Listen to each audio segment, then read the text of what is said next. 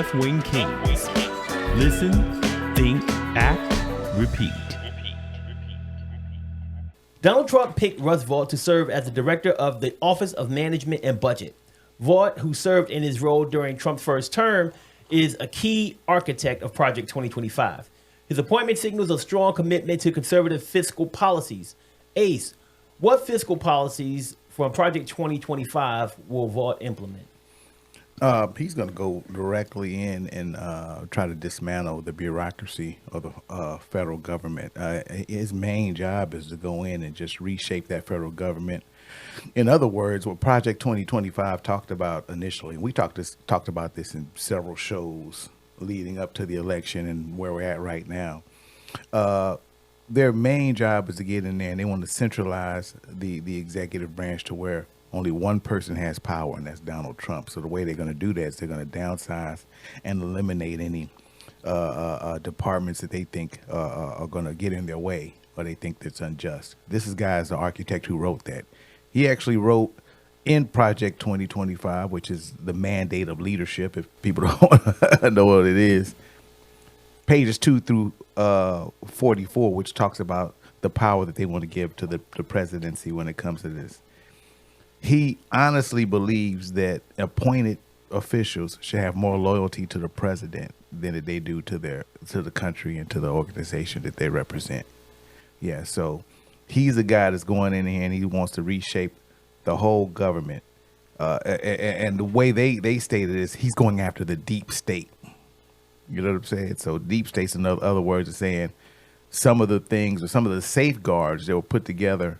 And we can take this all the way back to FDR. When FDR came out with the New Deal, some of the safeguard programs are put together that protect us as citizens. That's what they're going to go after, and they're going to give him powers to make decisions on top of that. And this is the guy that's going to do it. And those safeguards actually make it so when you go from president to president that you have some cohesiveness. Mm-hmm. So some of these things you're going to feel now and then you're going to feel later on when Trump is no longer in office. Yeah. These are appointments that are going to have lasting implications.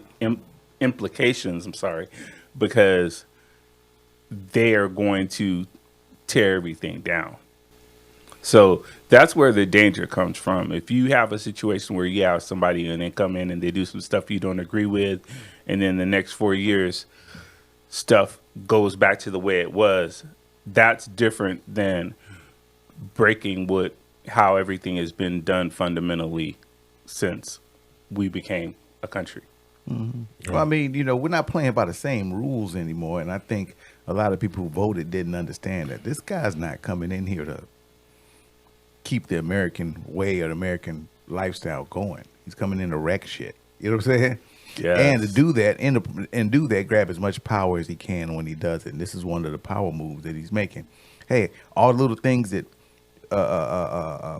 you get as citizens, I want to be the one to make a decision if that's worthy or not. And I'm going to get rid of all the programs and all the departments to do that. And this guy's primary job is to come in here. Russ Vought is coming here to gut it. Hell, he literally wrote the book on the shit. Yes, you know what I'm saying? Yes. So it's crazy. July, and I've had conversations with people on the other side. They say, hey, well, you know what, man? He's not Project 2025. He's not part of that. July, he said that. Look I don't know what Project 2025 is. Funny, everybody you appointed so far are the authors of Project 2025. Including the vice president. It's in play. Project 2025 is in play, and come January 20th, we're going to just see exactly how much it's in play. So. Yeah.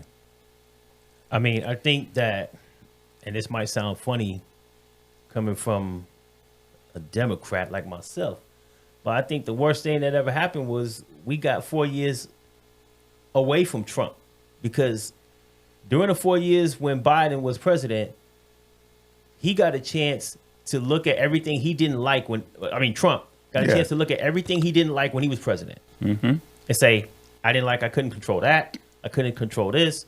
I took all of these recommendations for these people to be in these positions, but now I know who will be loyal to me. Mm-hmm. And I know what I don't like, and I know what I want to change.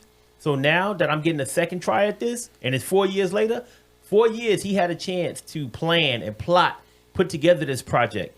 And now he could put all of his pawns into place so that he can go ahead and attack the parts of the government that he doesn't like, and he's doing that with these picks.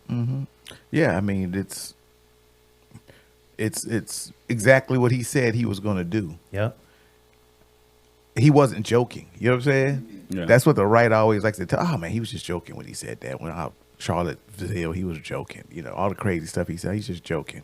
He wasn't joking when it came to this project 2025. He wants solid power. They wonder why we call him Hitler. Well, look at Germany in 1930s. They did the same thing. The first thing they did, first order of business, was to wreck the government and centralize power. Yeah. First thing they did. Next thing they're going to do is they're going to try to make the Senate obsolete, pretty much. You know what I'm saying? These are all things that he said he was going to do. Day one dictator, which means that day one, I'm going to come in, I'm going to wreck everything and pretty much give myself all the power that I need. Yeah. And he's putting the people in play to do that. Yeah, and with Russ Vought being the director of the Office of Management and Budget, is like you said earlier, if there's something that Trump doesn't like, all you got to do is call him up and say, cut their budget, slash their money, make sure that they don't have any money so they can't operate, cripple them, right? And that is a key piece in his whole puzzle. Like if he has control over like the money that these people get and he has somebody in place that'll do whatever he says, everybody has to kneel and kiss the ring, because if they don't, their area won't get any money. And somebody else that can impact us in a big way, as far as from a communication standpoint, is his FCC pick, Brendan Carr.